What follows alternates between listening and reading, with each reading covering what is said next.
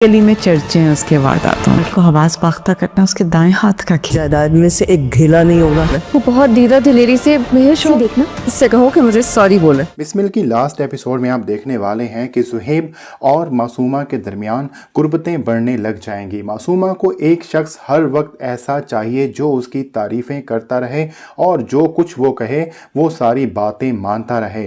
अब टीटी तो उसकी कोई बात मानेगा नहीं और सुहेब की शक्ल में उसे एक ऐसा शख्स मिल जाएगा जिससे वो अपनी सारी बातें मनवाएगी और उससे अपनी तारीफ़ें करवाया करेगी। ये दोनों काफ़ी करीब आ जाएंगे और बिजनेस के मैटर्स में मासूमा सारी बातें ज़ुहैब की मानना शुरू कर देगी। लेकिन ज़ुहैब की बेगम को इस बात का पता चल जाएगा कि दाल में कुछ काला है और वो उनको रंगे हाथों भी पकड़ लेगी।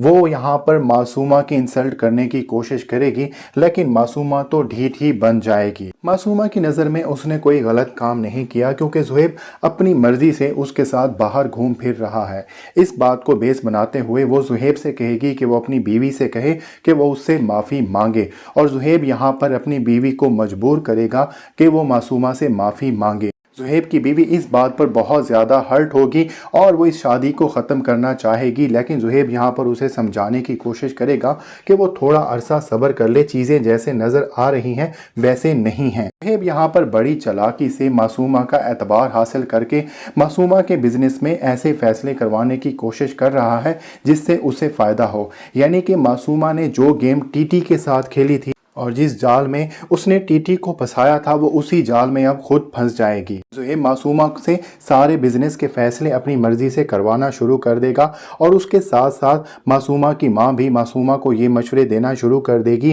कि कहीं आगे चलकर टीटी कोई ऐसी वसीयत ना कर दे कि वो तुम्हें और तुम्हारे होने वाले बच्चे को अपनी जायदाद में से आग कर दे। उसका कहने से ये मुराद होगा कि इस सोने की अंडे देने वाली मुर्गी को यकमुश्ती वो हलाल कर दे। इन बातों की वजह से मासूमा सोचना शुरू कर देगी कि वो टीटी से खुला ले ले। एक तरफ मासूमा खुला लेने के बारे में सोचेगी तो दूसरी तरफ टीटी और माहीन की गुफ्तगू भी इसी बारे में होगी कि किस तरह से टीटी की दूसरी बीवी सरेआम गुलछड़े उड़ा रही है। टीटी की आंखों पर तो पट्टी बंधी हुई है लेकिन माहीन उसे ये बावर कराने की कोशिश करेगी कि किस तरह से ऑफिस वाले उन सब पर बातें कर रहे हैं कि उनकी बॉस की बीवी एक एम्प्लॉई के साथ बाहर खाना खाने जा रही है और इनके दरमियान काफ़ी ज़्यादा कुर्बतें हैं। इन सारी बातों की वजह से जब टीटी को खुला का नोटिस मिलेगा तो वो भी मासूमा के साथ अपनी राहें जुदा करने में ज़रा भी नहीं हिचकचाएगा और एक अच्छी खासी भारी रकम के अवज़ मासूमा